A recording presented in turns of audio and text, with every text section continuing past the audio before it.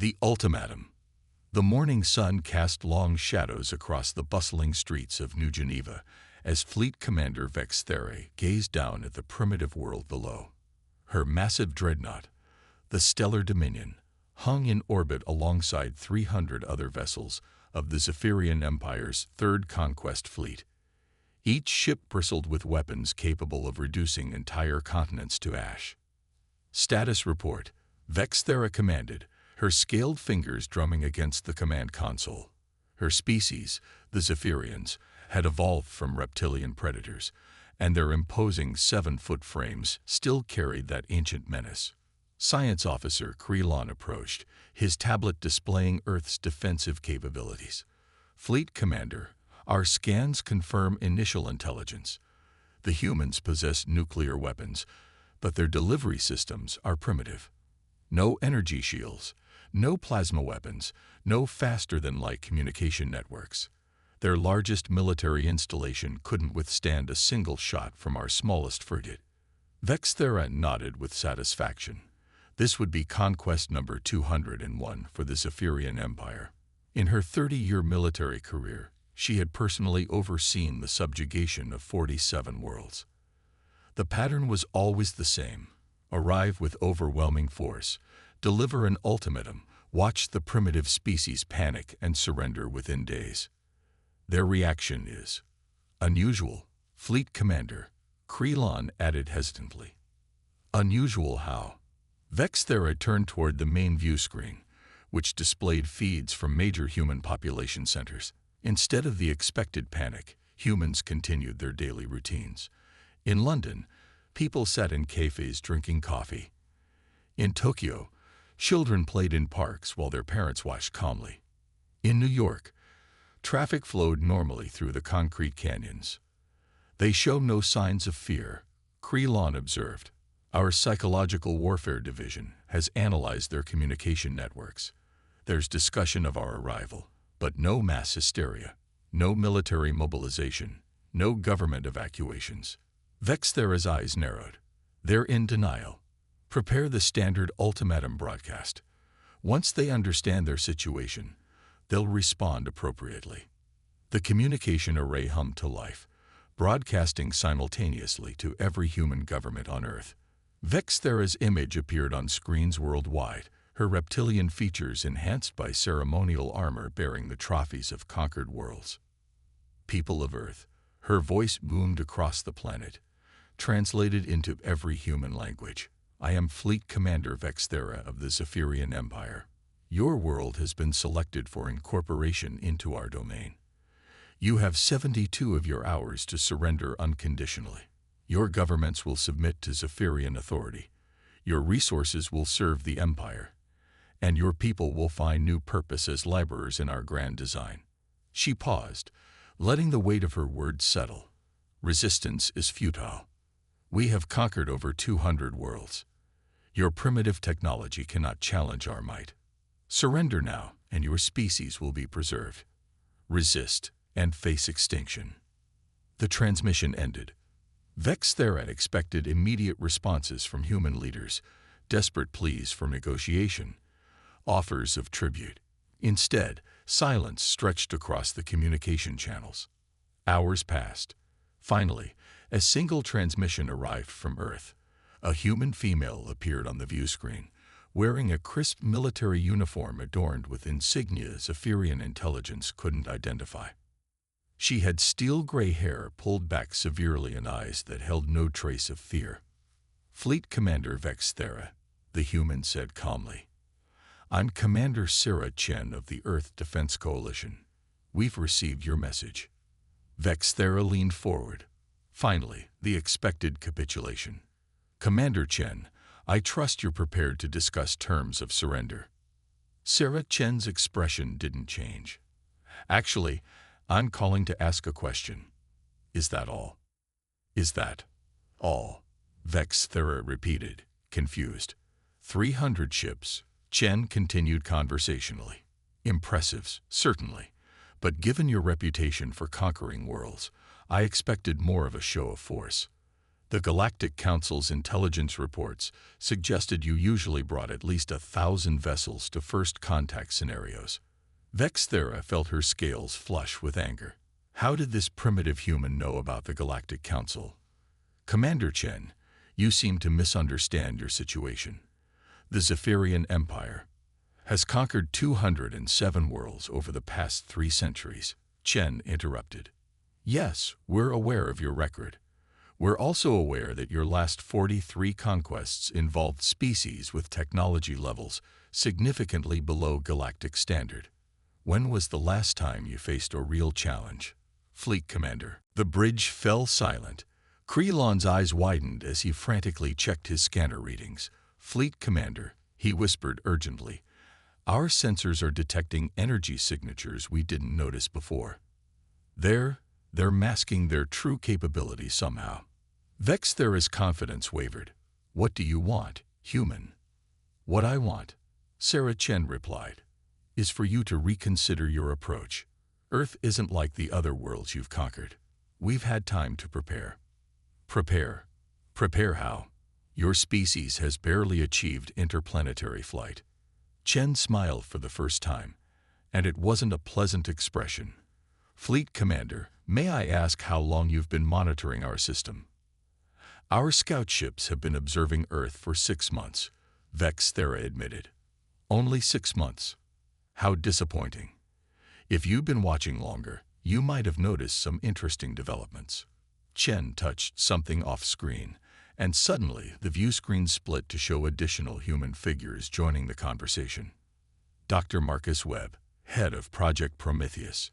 Chen introduced a distinguished man with graying temples. Captain Elena Vasquez, commander of the Terra Nova Defense Fleet, and General Harrison Pike, director of Xenological Studies.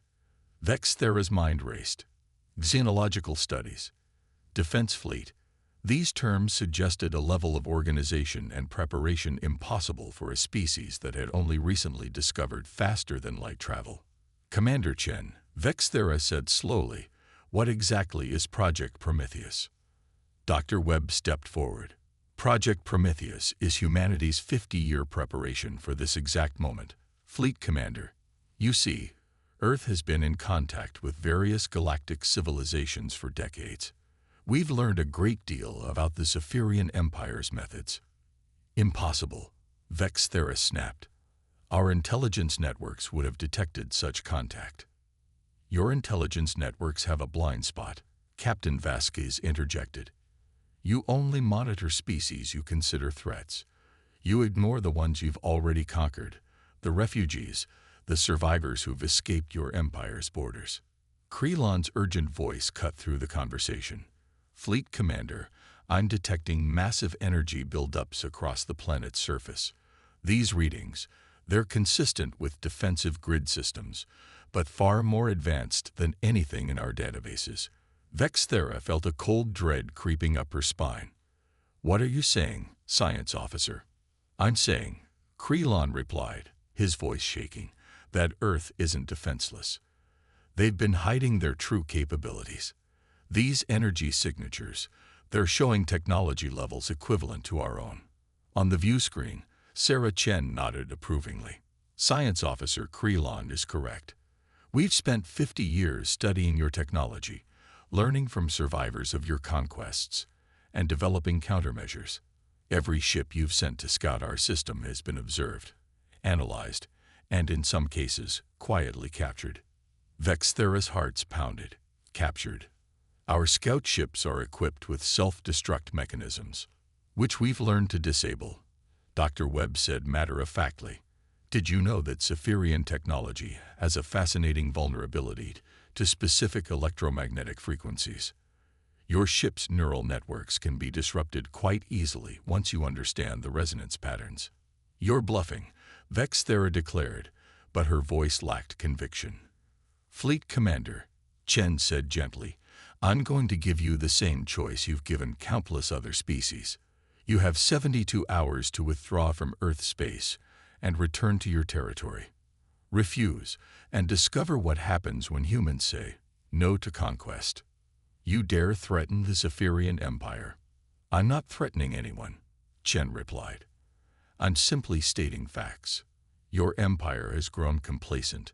Fleet Commander, you've spent so long crushing the weak that you've forgotten how to fight the strong.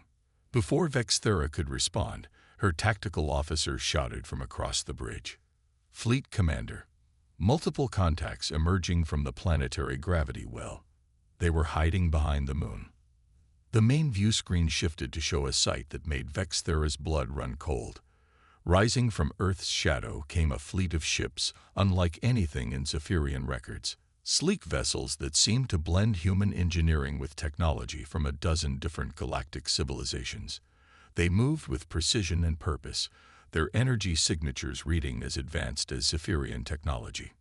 Meet the Terra Nova Defense Fleet, Captain Vasquez said proudly.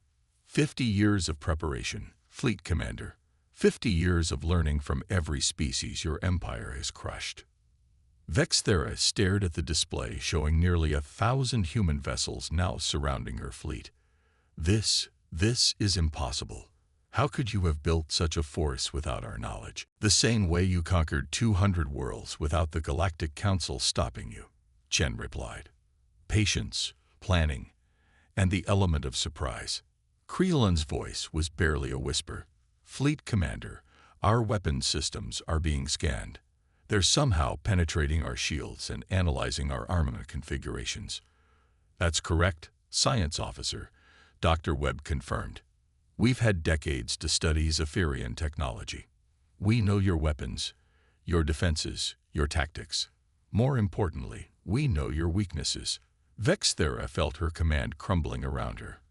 For the first time in her military career, she faced an enemy that had been prepared for her arrival. An enemy that had studied her methods and developed counters to every strategy in the Zephyrian playbook. What do you want from us? She asked, her voice barely controlled. Sarah Chen's expression softened slightly. What we want, Fleet Commander, is for you to take a message back to your Emperor. The age of easy conquest is over. Humanity has joined the galactic community, and we're not interested in being anyone's slaves. The transmission ended, leaving Vexthera staring at a blank screen while her fleet hung trapped between Earth and a human armada that shouldn't have existed. Orders, Fleet Commander? Creelan asked quietly. Vexthera looked at the tactical display, showing her 300 ships surrounded by nearly 1,000 human vessels. For the first time in her career, she was facing an enemy that had prepared for her arrival, studied her methods, and developed counters to every strategy in the Zephyrian arsenal. Send a message to Admiral Zix Mary, she said finally. Tell him we need reinforcements. All available ships. All available ships. Creelan's eyes widened. Fleet Commander, that would be nearly our entire military force. Yes, Vexthera replied, staring at the human fleet that had materialized from nowhere. I believe we're going to need them all. The response. Admiral Zix Mary's massive form filled the holographic display as he materialized aboard the Stellar Dominion. Even as a projection, the Supreme Commander of the Zephyrian fleet radiated authority and barely contained rage. His ceremonial armor bore the marks of 100 conquered worlds, and his scarred hide told the story of countless battles. Fleet Commander Vexthera, his voice rumbled like distant thunder, explain to me how a primitive species has trapped our third conquest fleet. Vexthera straightened, meeting her superior's gaze despite the shame burning in her chest. Admiral, the humans have been preparing for our arrival far longer than we realized. They possess technology equivalent to ours. Zix Mary's roar echoed through the bridge. Impossible. Our intelligence reports confirmed their primitive status. Nuclear weapons, chemical propulsion, no unified planetary government. Our intelligence was incomplete, Admiral. Science Officer Creelan interjected, then immediately regretted speaking out of turn as both commanders fixed him with withering stares. Zix Mary's hologram turned toward the main view screen, which displayed the human fleet maintaining position around Earth. Show me these ships. The tactical display zoomed in on the nearest human vessel. The craft was roughly the same size as a Zephyrian cruiser, But its design was unlike anything in the galactic databases. Smooth curves blended with angular sections, and the whole seemed to shift and shimmer as if partially phased out of normal space. "Analysis," Zexmeri commanded.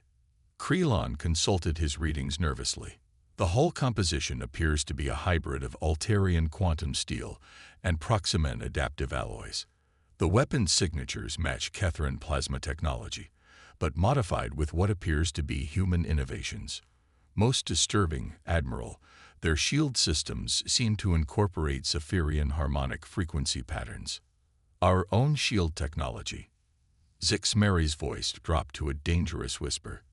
"How is this possible?" Before anyone could answer, the communication array activated. Sarah Chen's image appeared on the view screen, but this time she wasn't alone. Behind her stood figures that made Vexthera's blood run cold. A tall, ethereal being with silver skin and large black eyes stood to Chen's left.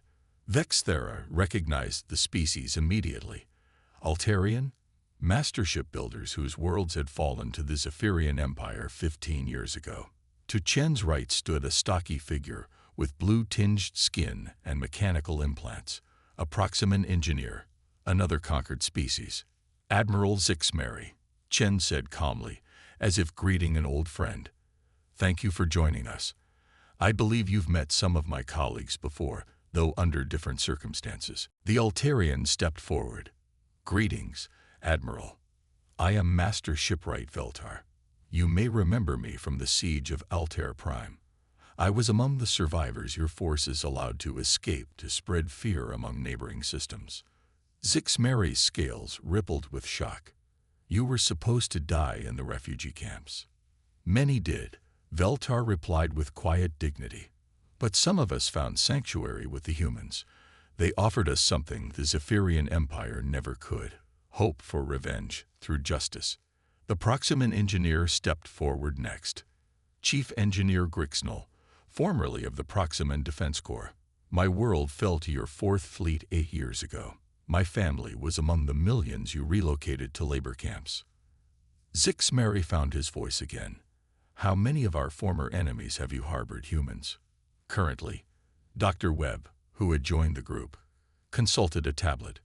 Representatives from 47 conquered species, scientists, engineers, military strategists, all eager to share their knowledge of Zephyrian methods and weaknesses. Sarah Chen moved to the center of the group. "Admiral, for 50 years, Earth has served as a sanctuary for refugees from your empire. We've learned from every species you've conquered, studied every battle you've fought, analyzed every weakness in your strategy. What do you want?" Zexmeri demanded. "We want you to leave," Chen replied simply. "Withdraw from Earth space, return to your territory, and never threaten another innocent world." Zexmeri's laughter was like the sound of grinding stone. "You cannot be serious. The Zephyrian Empire commands over 1,000 worlds. Our fleets number in the tens of thousands. Even if your ships match ours individually, we vastly outnumber you." "Do you?" Captain Vasquez stepped into view. "Admiral, how many ships can you actually deploy? Our intelligence suggests the Zephyrian Empire is spread dangerously thin. Garrison fleets on conquered worlds, patrol ships along your borders, vessels committed to suppressing rebellions on 17 different systems. How many ships can you actually spare for a prolonged campaign?" Krelon whispered urgently to Vexthera. "She's correct, Fleet Commander. Our latest strategic assessments show we could deploy at most 5,000 ships without compromising security across the Empire." Zexmeri heard the whispered report. 5,000 ships are more than sufficient to deal with one primitive world. One world. Chen smiled again, and this time her expression held something that made even the hardened Zephyrian admiral uneasy. "Admiral, who said anything about just one world?" The view screen changed to show a galactic map. Red markers indicated the locations of Zephyrian fleet concentrations, but scattered throughout the Empire were new symbols. Blue markers pulsing with activity. "What are those?" Vexthera asked. "Liberation fleets, Captain Vasquez explained. Admiral, did you really think Earth was working alone? For 50 years, we've been in contact with resistance movements across your empire. The Altarian Underground, the Proximan Liberation Front, the Kethran Republic in exile, all coordinating, all preparing. Grixnal, the Proximan engineer, stepped forward. Every world you've conquered still remembers freedom, Admiral. They've been waiting for someone to give them hope, someone to provide the technology and coordination necessary to break your chains. The galactic map zoomed in on specific systems. Blue fleet markers were moving toward key Zephyrian installations, their numbers growing as more resistance groups joined the coordinated uprising. This is impossible, Zix Mary breathed. Our security networks would have detected such massive coordination. Your security networks monitor for Zephyrian technology and communication methods, Dr. Webb explained. They weren't designed to detect hybrid human-alien systems or the quantum communication arrays we've been secretly installing throughout your empire. Veltar, the Altarian shipwright, gestured to the tactical display. Every refugee ship that escaped Zephyrian attacks carried hidden components. Every primitive trade vessel that entered Zephyrian space left behind quantum relays. We've been building this network for decades. Zix Mary stared at the display, showing his empire suddenly under coordinated attack from within.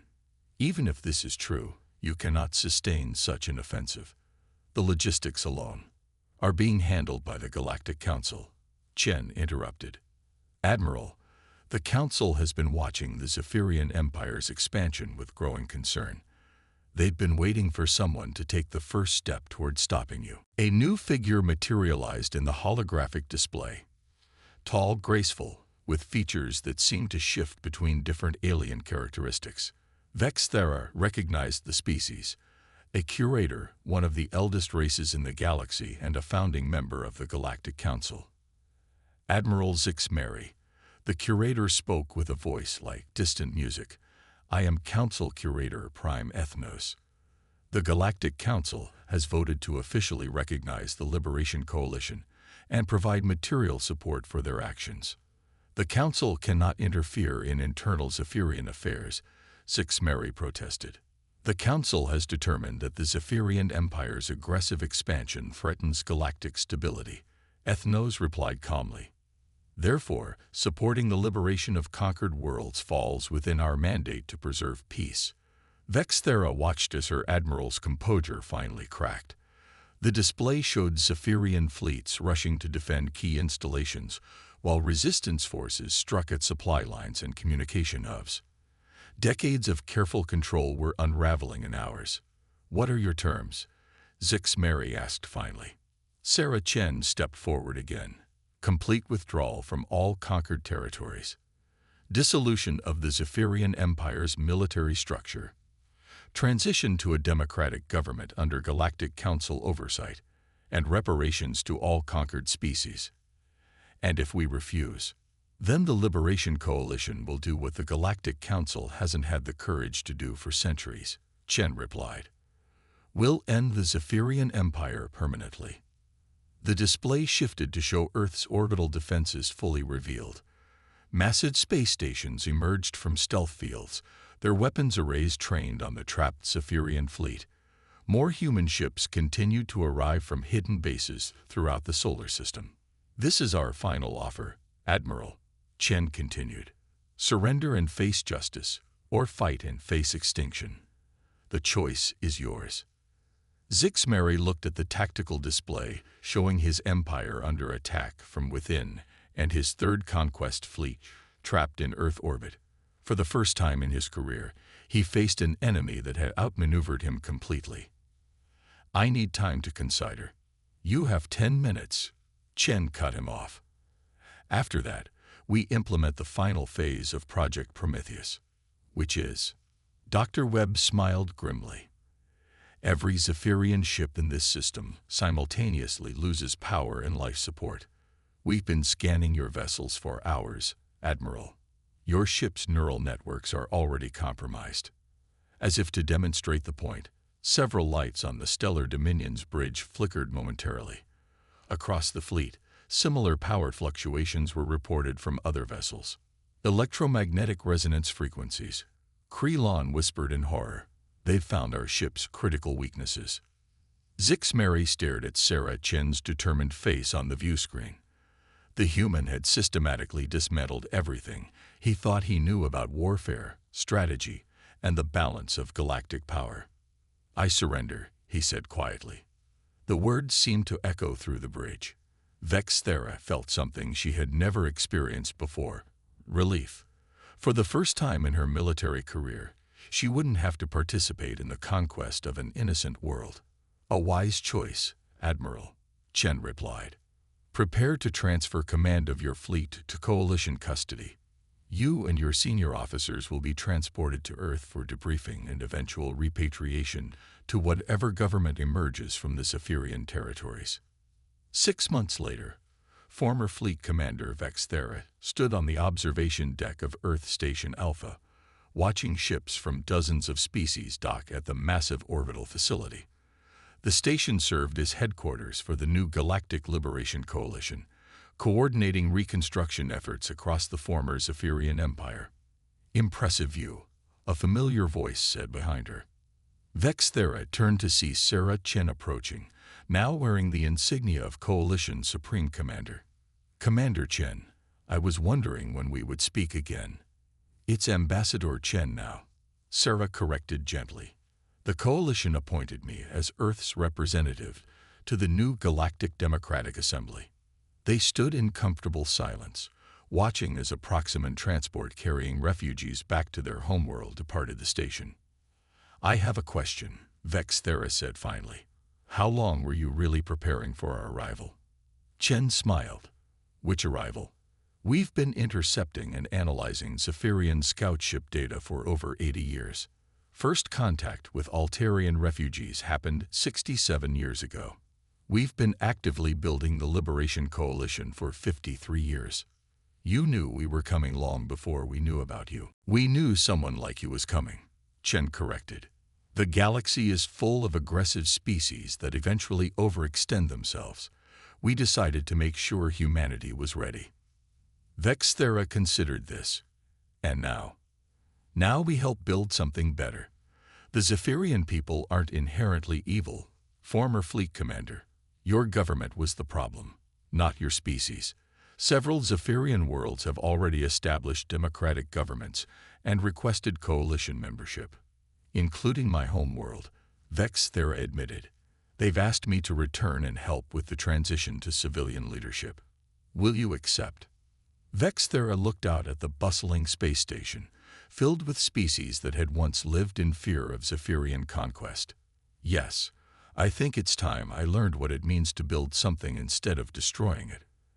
As they watched ships from across the galaxy work together in peaceful cooperation, Sarah Chen reflected on humanity's journey from a single isolated world to the catalyst that had reshaped galactic civilization. "You know," Chen said finally, "we still have that recording of your admiral asking what we wanted when all this started." "And what did you want?" Vexthera asked. Chen's smile was warm now, no longer the cold expression of a military commander facing an enemy.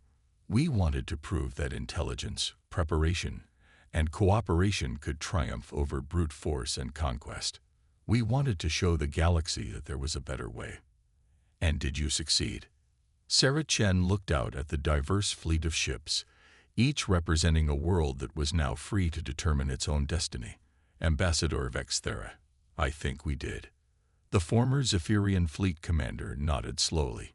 "Yes, I believe you did. Though I have to ask, was it really necessary to be quite so dramatic about it?" Chen laughed. "Are you kidding? After studying human culture for decades, you should know by now. We never do anything the easy way." As Earth's sun set behind the orbital station, painting the stars in brilliant colors, two former enemies stood together, watching the dawn of a new galactic age that humanity had helped create through patience, wisdom, and the simple refusal to accept that conquest was inevitable. The age of easy victories was over. The age of earned peace had begun.